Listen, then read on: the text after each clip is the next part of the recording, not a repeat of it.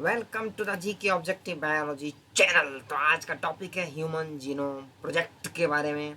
जिन लोगों ने channel subscribe नहीं किया है वो चैनल को सब्सक्राइब कर लेंगे ताकि latest notification related to NEET study material उनके नोटिफिकेशन बॉक्स में मिल जाए। तो देखो, इम्पोर्टेंट टॉपिक है ह्यूमन जीनोम प्रोजेक्ट। क्वेश्चन आता रहा है, लेकिन मैं अपने एक्सपीरियंस से ये बता रहा हूँ, जो मैंने इतने साल से, पिछले 10 सालों से बच्चों को देखा है कि ह्यूमन जीनोम प्रोजेक्ट बहुत ही लेंदी टॉपिक है।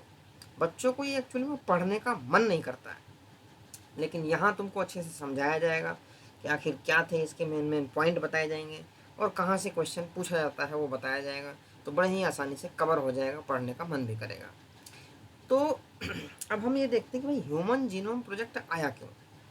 जब नई नई डिस्कवरी हुई डीएनए सीक्वेंसिंग की, तो जब डिस्कवरी हो गई तो चलने लग गई टेक्निक। जब चलने लग गई तो भाई साइंटिस्टों में ख्याल आया कि जो भाई ह्यूमन का जो पूरा जीनोम है, डीएनए की पूरी सीक्वेंस है, पूरा सीक्वेंस कर डालो। लेकिन उतने बड़े सीक्वेंस को सीक्वेंस कर पाना उतना आसान नहीं था। तो इसका टारगेट ही यही था, complete DNA sequence of human genome. तो ह्यूमन जीनोम प्रोजेक्ट जो बनाया गया था उसका मेन टारगेट यही था। ठीक है। With the establishment of genetic engineering technique where it was possible to isolate and clone any piece of DNA and availability of simple and fast techniques for determining DNA sequences. तो a very ambitious project of sequencing human genome was launched in the year 1990। तो एक चीज़ ये ध्यान रखेंगे, कब launch हुई? 1990 में। तो इसको बड़े ही ध्यान से देखना है, बड़ा लेंदी टॉपिक है, पढ़ने का मन नहीं करता है, लेकिन यहाँ समझाया जाएगा अच्छे से, एक बार में समझ में आ जाएगा। तो human genome project was called a mega project. इसका एक नया नाम और भी था, इसको हम मेगा प्रोजेक्ट भी बोलते हैं। और ये ट्रू फॉल्स में अक्सर पूछा जाता रहा है कि human genome project is also called a mega project. जब 4 ऑप्शन होते हैं ना, बोलते हैं कि which of the following are correct, तो फिर वहाँ मामला फंस जाता है। तो ये जो प्रोजेक्ट था, अगर देखो कि human genome is said to have approximately 3 × 10⁻⁹ base pair होती है। ठीक है जी। And if the cost of sequencing required is $3 per base pair. अगर एक बेस पेयर में $3 लगेंगे, the estimated cost in the beginning, ठीक है, शुरुआत में आंका गया, the total estimated cost of the project would be approximately $9 billion. देख लो भैया कितनी बड़ी रकम लग रही है सिर्फ ह्यूमन जीनोम को सीक्वेंस करने के लिए, मानना पड़ेगा भैया। तो further, if the obtained sequences were to be stored in typed form in books. अब ये मान के चलो कि हमने सीक्वेंस कर ली, अगर हम उसको स्टोर करेंगे बुक्स की फॉर्म में, मतलब किताबों में लिखेंगे, तो कितनी किताबें भर जाएंगी। And if each page of the book, मान के चलो कि एक पेज जो है किताब का 1000 लेटर उसमें है। ठीक है जी। And each book contain 1000 page, प्रत्येक किताब में 1000 पेज की बुक है, मान के चले हम। तो हमें 3300 ऐसी किताबें लग जाएंगी। Would be required to store the information of DNA sequences from a single human cell. एक सेल का डीएनए, एक सेल का डीएनए 3300 ऐसी किताबों में, जो यहाँ डिस्क्राइब किया गया। तो देख लो कितना बड़ा है ह्यूमन जीनोम। तो HGP, तो हम शॉर्ट फॉर्म बोलेंगे अब, was closely associated with the rapid development of new area in biology called bioinformatics। तो यहाँ से हमें बहुत ही ज़बरदस्त टर्म मिल रही है बायो इन्फॉर्मेटिक्स, जो कि बहुत ही अच्छा कैरियर ऑप्शन है। बायो इन्फॉर्मेटिक्स में बहुत अच्छा कैरियर है, तो इसको थोड़ा डिटेल में देख लेंगे। तो जो इसके गोल थे ह्यूमन जीनोम प्रोजेक्ट के, कुछ गोल थे, वो गोल 6 हैं, वो तुम्हें ध्यान होना चाहिए। पहली बात तो ये था कि आइडेंटिफाई ऑल अप्रोक्सीमेटली 20,000 से 25,000 जीन इन ह्यूमन डीएनए, पहला goal. Determine the sequences of the 3 billion chemical base pair that make up human DNA, दूसरा गोल हो गया। Store this information in databases, बहुत सारे डेटाबेस में स्टोर करना। Improve tools for data analysis, अब इतने बड़े डेटा को जब एनालिसिस करेंगे तो टूल तो इम्प्रूव करना ही पड़ेगा ना। पांचवा था इनका transfer related technologies to other sectors such as industries. और छठा गोल था address the ethical, legal and social issues, ELSI। ये रिलेटेड है किससे? HGP, ह्यूमन जीनोम प्रोडक्ट से। तो तुम्हें ये क्वेश्चन पूछा जा सकता है, ELSI is related to HGP, सीधा धर लो, that may arise from the project. अच्छा, ये हो गया। तो अब हम बात करेंगे the human genome project was a 13 year project, 13 साल का प्रोजेक्ट था, coordinated by the US Department of Energy and the National Institute of Health. दो मिलके कर रहे थे, Department of Energy and National Institute of Health, बहुत बड़ा इंस्टीट्यूट है यूएसए के अंदर हेल्थ से रिलेटेड। तो वेलकम ट्रस्ट यूके इसने इसमें डोनेट किया, बिकम मेजर पार्टनर आया था ये। Additional contribution come from Japan, France, Germany, China and others. तो ये मेन कंट्रीज थे, ठीक है जी। The project was completed in 2003। एक तुम्हें ये ध्यान रखना है कि प्रोजेक्ट 2003 में कंप्लीट हुआ, ठीक है जी।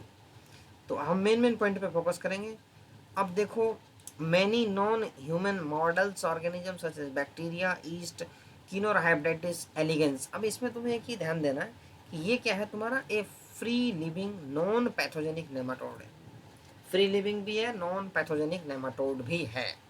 ड्रोसोफिला हो गया, प्लांट्स हो गए, rice and arabidopsis have also been sequenced. तो ह्यूमन के अलावा और भी चीज़ें हैं जो सीक्वेंस हो चुकी है, और ये सारे के सारे मॉडल ऑर्गेनिजम्स हैं। मॉडल मतलब होता है किसी पर्टिकुलर डिसीज़ के लिए या कोई पर्टिकुलर ट्रेट के लिए हम स्टडी करते हैं ह्यूमन के लिए, तो वो मॉडल ऑर्गेनिज्म कहलाते हैं।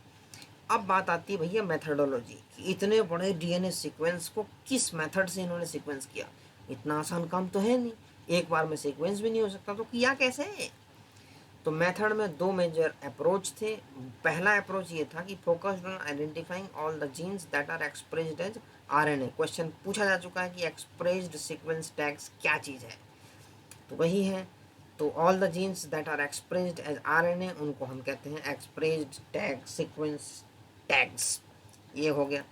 अच्छा, the other took the blind approach of simply sequencing the whole set of genome that contained all the coding and non-coding sequences। एक अप्रोच ये थी, and later assigning different regions in the sequence with functions। अब यहाँ पे जब हम gene की particular sequence को कोई फंक्शन या डीएनए की पर्टिकुलर सीक्वेंस को हम फंक्शन एलोकेट करते हैं तो उसको बोलते हैं एनोटेशन, सीक्वेंस एनोटेशन। उसका मतलब हम डिफाइन कर देते हैं कि भाई इस सीक्वेंस का ये काम है, तो वो हो गया सीक्वेंस एनोटेशन का। तो for sequencing the total DNA from a cell is isolated, एक सेल से टोटल डीएनए आइसोलेट किया गया, and converted into random fragments of relatively smaller sizes. उसको हमने क्या किया कि रैंडम फ्रेगमेंट बना दिए, बहुत सारे चॉप कर दिया, रैंडमली डिस्ट्रीब्यूट कर दिया। Recall DNA is a very long polymer, पता है तुमको बहुत लंबा पॉलीमर है, and there are technical limitations in sequencing very long pieces of DNA. अभी कोई टेक्निक ऐसी डेवलप हुई नहीं है जो कि बहुत बड़े सीक्वेंस को लेकर कर दे, इनके साइज होते हैं। जो सीक्वेंसिंग करते हैं उनकी लिमिटेशंस है। तो जो क्लोनिंग वेक्टर यूज किए गए थे वो थे तुम्हारे बैक्टीरियल आर्टिफिशियल क्रोमोसोम एक, क्योंकि ये बहुत बड़े डीएनए के साइज को क्लोन कर सकते हैं, और ईस्ट आर्टिफिशियल क्रोमोसोम, ये दोनों थे। इससे छोटे हम यूज कर नहीं सकते क्योंकि भैया इतना बड़ा जीनोम है, तो ये दोनों तो लगाने ही पड़ेंगे, बैक और यैक, दो बहुत बड़े इंपॉर्टेंट क्लोनिंग वेक्टर्स थे ह्यूमन जीनोम प्रोजेक्ट में। अब कहते हैं कि the fragments were sequenced using automated DNA sequencers that worked on the principle of a method developed by Frederick Sanger. तो फ्रेडरिक सेंगर जिन्होंने प्रोटीन का भी दिया था वो डीएनए का भी दे रहे हैं। तो देख लो भैया, Sengar is also credited for developing a method for determination of amino acid sequences in proteins. अच्छा, these sequences were then arranged based on some overlapping regions present in them। अब देखो, जब डीएनए को रैंडमली डिस्ट्रीब्यूट कर देंगे तो जो overlapping sequences होंगी उससे ये अंदाज़ा लगेगा कि उसके आगे कौन सी थी, उसके आगे कौन सी थी। जब रैंडमली छोटी छोटी सीक्वेंस है तो एक के बाद एक पता लगाना बहुत ज़रूरी है।